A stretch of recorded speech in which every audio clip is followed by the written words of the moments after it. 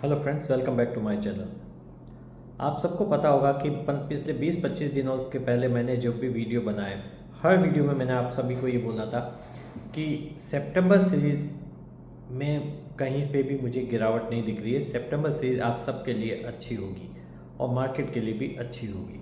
तो सितंबर सीरीज़ में आप देखिए, मार्केट ने कहीं पे कोई गिरावट, बड़ी गिरावट नहीं दी और हमेशा मार्केट अपर टेरिटरी में ही ट्रेड करता रहा और लाइफ टाइम हाई पे सितंबर सीरीज में बंद हुआ। मैंने आप सबको बार बार बोला था कि मुझे मार्केट कहीं से भी ठीक नहीं लग रहा, मार्केट मुझे ओवर वैल्यू लग रहा है, लेकिन फिलहाल सितंबर सीरीज में आप बने रहिए। सितंबर सीरीज में आप बहुत बड़ा पैसा कमा सकते हैं अगर आप प्लस पोजीशन में रहते हैं। लेकिन मैंने आपको बार बार ये भी बोला था कि अक्टूबर में मुझे मार्केट ठीक नहीं लग रहा है, अक्टूबर सीरीज मुझे समाओ कहीं से अच्छी नहीं लग रही है, इसलिए अक्टूबर में आप कैश पे बैठिए या प्रॉफिट बुक कर लीजिए। मैंने सितंबर सीरीज़ के लिए भी आपको ये बोला था कि भाई सितंबर सीरीज़ के एंड में प्रॉफिट बुक कर लीजिए। हाँ, एक बात ज़रूर है कि मुझे ये लग रहा था कि एक बार जो 26,277 या 80 का उसने जो हाई बनाया, एक बार 26,490 का हाई उसे बनाना चाहिए था, लेकिन एग्जैक्ट तो कोई भी प्रेडिक्ट नहीं कर सकता। 26,490 की जगह 26,280 का उसने हाई बनाया और वो वहाँ से नीचे गिर गया। तो सेम डे कोई प्रेडिक्ट नहीं कर सकता कि मार्केट कब गिरेगा, सेम डे कोई प्रेडिक्ट नहीं कर सकता कि मार्केट कब चलेगा, लेकिन ओवरऑल रेंज और ओवरऑल जो एवरेज पीरियड है वो हम जरूर प्रेडिक्ट कर पाते हैं अगर थोड़ा सा इकोनॉमिक्स और दूसरी चीज़ों की अंडरस्टैंडिंग हो। तो मुझे बार बार मैंने आप सबको ये बोला कि मार्केट इस वक्त भी 30% ओवर वैल्यू है। सभी जगह पे सब लोग जब भी देखिए, हमेशा ऐसा होता है कि जब मार्केट चल रहा तो सबको बाय बाय बाय दिखाई देता है, जब मार्केट गिर रहा होता तो सबको सेल सेल सेल दिखाई देता है, लेकिन ऐसा नहीं होता। मार्केट को सही तरीके से प्रेडिक्ट करना बहुत ज़रूरी है और ये बात बिल्कुल सही है कि ये काम हर आदमी तो नहीं कर सकता है, क्योंकि ये समहाउ एक अंदर से इंट्यूशन भी आता है कि मार्केट कहीं से ठीक नहीं लग रहा है। तो मैंने आपको हमेशा बोला कि मुझे तो वैसे भी अक्टूबर सीरीज, नवरात्रि से आप देखिए, मैंने आपको बोला नवरात्रि से आपको बहुत बड़ा कैश दिखेगा मार्केट में। मुझे नवरात्रि या कोई भी ये जितने भी दिन हैं, ये मुझे स्टॉक मार्केट के लिए ठीक नहीं लग रहा है। तो जो है वो है, जो है we have to face the facts. हम आंख बंद करके नहीं बैठ सकते, जो है वो है। तो मेरा अभी भी ये मानना है कि मार्केट ओवर प्राइस है, खाली बातें करने से कुछ नहीं होता। हमेशा बाय बाय बाय करके पैसा नहीं कमाया जा सकता या सेल करके पैसा नहीं कमाया जा सकता। हमको रैशनल होना पड़ता है, वैल्यूएशन हमको देखने पड़ते हैं कौन सी चीज़ में क्या है।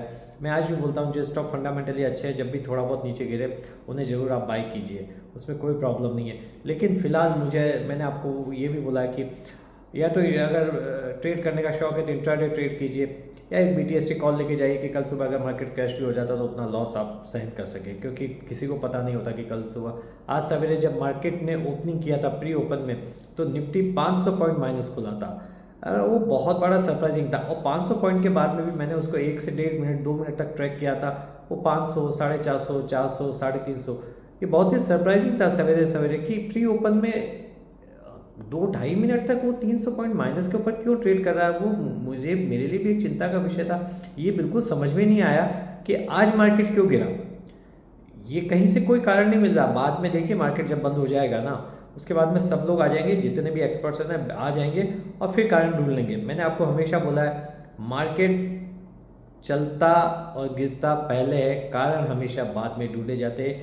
न्यूज़ आर ऑलवेज फ्रेम, तो न्यूज़ बनाई जाती है जिस तरीके से मार्केट होता है। हमको बाद में बहुत इजी होता बोलना कि इस वजह से मार्केट गिरा, इस वजह से मार्केट चला, लेकिन पहले प्रेडिक्ट करना बहुत मुश्किल काम है, एग्जैक्टली मुश्किल काम है।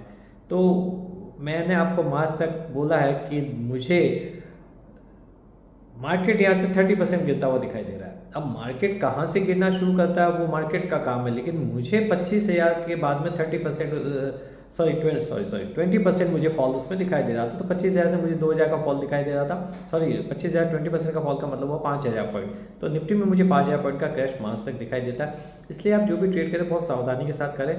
अगर शौक है रोज़ ट्रेड करने का तो छोटे मोटे ट्रेड करते रहे, टाइम पास होता रहेगा, लेकिन कैश पे बैठिए और जो भी जब भी अच्छे स्टॉक्स किसी अच्छे सपोर्ट लेवल पे आते हैं, मैं आपको डेफिनेटली बताऊंगा कि पर्टिकुलर कोई स्टॉक का अब ये सपोर्ट लेवल है, यहाँ पे बाय करना चाहिए, तो वहाँ पे वो बाय बनता है, वहाँ पे हम बाय करके जाएंगे। और ये पक्की बात है कि 2032 तक 2032 तक निफ्टी 50,000 क्रॉस कर जाएगा, उस बात में कोई शक नहीं है। लेकिन फिलहाल एक टेम्परेरी गिरावट मुझे दिखाई देती है। तो एटलीस्ट मेरे व्यूअर्स को, मेरे सब्सक्राइबर्स को तो मैंने बहुत पहले ये वार्न कर दिया था कि अक्टूबर सीरीज मुझे कहीं से भी अच्छी नहीं दिखाई दे रही है। सिर्फ मेरे से जो मिस हुआ है वो है कि मैंने 220 पॉइंट ज़्यादा प्रेडिक्ट किए थे कि यहाँ से मार्केट गिरेगा, वो उसके पहले गिर गया, बस इतना हुआ है। इसके अलावा तो एग्जैक्टली वैसा ही हुआ जैसा मैंने सोचा था। और मैंने आज सवेरे भी ये बोला था कि अगर निफ्टी 26045 के नीचे ट्रेड करे तो ये एक गिरावट का संकेत है, ये एक चिंता की बात होगी। और मॉर्निंग में ही निफ्टी ने 26045 के नीचे ट्रेड करना शुरू कर दिया और रिलायंस ने वापस, रिलायंस की चाल बिल्कुल समझ में नहीं आई। रिलायंस उस दिन 60-70 रुपये चला, उसके बाद रिलायंस गिर गया और रिलायंस की गिरावट के साथ ही मार्केट की गिरावट ट्रिगर हो गई।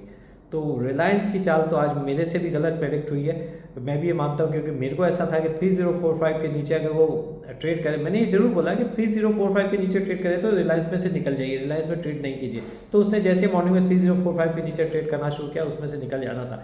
देखिए ये लेवल हमेशा पता चलता है कि यहाँ पे अगर बंद होता है और यहाँ पे अगर क्लोज होता है तो ये यहाँ से चलेगा या नहीं चलेगा, या उससे नीचे आता है तो क्या करना चाहिए, ये तो आसानी से बताया जा सकता है। मैंने जो BTST कॉल दिए थे 3 में से, मार्केट ही इतना ख़राब है कि 3 में से 2 कॉल तो नहीं काम किए, लेकिन उसमें कोई खास लॉस नहीं हुआ। लेकिन एक ट्रेड जो सेंचुरी टेक्सटाइल का मैंने बोला था वो इस वक्त भी 4% प्लस है।